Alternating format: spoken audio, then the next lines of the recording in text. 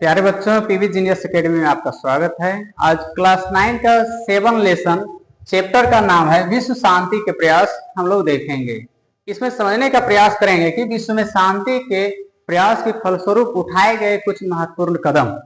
जैसे देखा जाता है कि प्रथम विश्व युद्ध हम लोग पहले ही पढ़ चुके हैं। प्रथम विश्व युद्ध जो 1914 में शुरू हुआ था, 1918 तक चला था।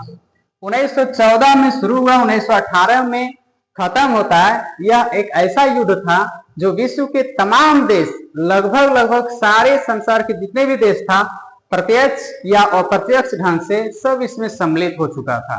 इसलिए यह युद्ध को प्रथम विश्व युद्ध का नाम दिया गया है। तो प्रथम विश्व युद्ध 1914 में शुरू हुआ, 1918 तक चला। उसके बाद क्या हुआ कि वर्साई की संधि हम देखते हैं 1919 में होता है। वर्साई की संधि क्या है हम जो है अगले चैप्टर में देखेंगे, लेकिन यहाँ समझने का प्रयास करेंगे। जो वर्साई की संधि मित्र राष्ट्रों ने जर्मनी के साथ किया गया था, जर्मनी ने इस संधि को अपमानजनक संधि माना। अब 1919 में वर्साई की संधि किया गया और विश्व के तमाम शक्तिशाली देश आगे आकर के और प्रथम विश्व युद्ध के बाद एक मंच का स्थापना करने का प्रयास किया गया ताकि विश्व में शांति व्यवस्था को बनाया रखा जा सके। इसी के रिगार्डिंग क्या हुआ कि राष्ट्रसंघ की स्थापना किया गया। राष्ट्रसंघ की स्थापना 10 जनवरी 1920 में किया गया। राष्ट्रसंघ की स्थापना कब किया गया? हाँ, और यदि पूछे प्रथम विश्व युद्ध कब से कब तक चला?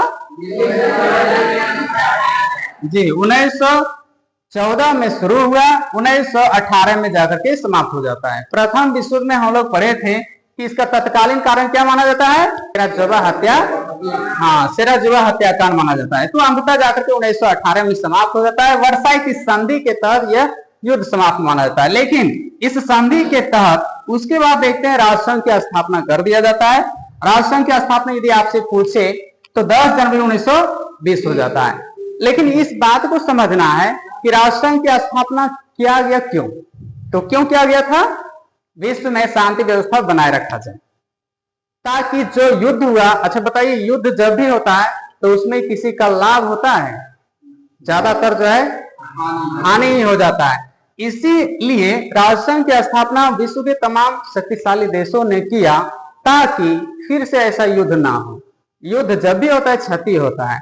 लेकिन देखा जाता है क्या कि ये राष्ट्रसंघ कब तक जो है अपने अस्तित्व को बनाए रखा। तो ऐसा देखा जाता है कि द्वितीय विश्व जब 1939 में शुरू होता है और 1945 में जाकर के समाप्त होता है, तो यहाँ हम लोग जो है इस चैप्टर में देख चुके थे कि द्वितीय विश्व युद्ध 1 सितंबर 1939 को शुरू हुआ था। जर्मनी ने जब पोलैंड पर आक्रमण किया था, याद है? हाँ, जर्मनी ने पोलैंड पर आक्रमण किया 1 सितंबर 1939 को। द्वितीय विश्व युद्ध शुरू हो जाता है। अब जैसा ही द्वितीय विश्व शुरू हुआ तो आपको याद होना चाहिए कि राष्ट्रसंघ की जो स्थापना किया गया था जिस उद्देश्य के साथ, वो उद्देश्य पर खरा नहीं उतर पाया। अब जैसा ही नहीं उतर पाया तो मतलब ये राष्ट्रसंघ क्या हुआ? प्रभावहीन हो गया। प्रभावहीन मतलब कि ये अपने अस्तित्व को खो दिया। अब यहाँ देखते हैं कि द्वितीय विश्व 1939 में शुरू हो जाता है, 45 तक चलता है। इसमें देखें कि 1939-45 तक चला तो 1945 में हम जानते हैं कि अमेरिका ने जापान पर नागासाकी और हिरोशिमा पर बम गिरा दिया था। गिराया था ना? अब जब जैसे ही उस पर बम गिराया तो वो क्या था कि धुरी राष्ट्र की ओर से नेतृत्व कर रहा था। वो ऐसा होता है कि द्वितीय विश्व में जैसे ही उस पर परमाणु बम और अणु बम गिराता है, 1945 में आत्मसमर्पण कर देता है। आत्मसमर्पण करता है। और दूसरी तरफ क्या देखते हैं कि हिटलर जो जर्मनी की ओर से नेतृत्व कर रहा था, वो कभी भी हार को पसंद नहीं करता था। अब जैसा ही हार उनका लगता है कि मतलब हार होना तय है, उन्होंने क्या करता है? आत्महत्या कर लेता है। आत्महत्या जैसा ही करता है, द्वितीय विश्व जो है समाप्त माना जाता है। उसके बाद फिर से वो सारे तमाम शक्तिशाली देशों ने आगे आकर के और एक नए मंच का, जो यहाँ देखते हैं कि राष्ट्रसंघ की स्थापना किया गया था, यहाँ कुछ और नाम जोड़ा गया, यूएनओ, संयुक्त राष्ट्र संघ। तो संयुक्त राष्ट्र संघ की स्थापना जो किया गया वो आज भी कार्यरत है। इसका यदि पूछा जाए स्थापना कब किया गया था? 24 अक्टूबर 1945 को किया गया था।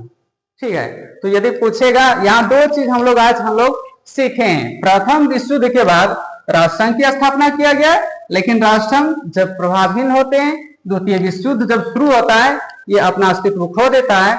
उसके बाद द्वितीय विश्व युद्ध के बाद संयुक्त राष्ट्र संघ की स्थापना किया गया और यह आज भी कार्यरत है।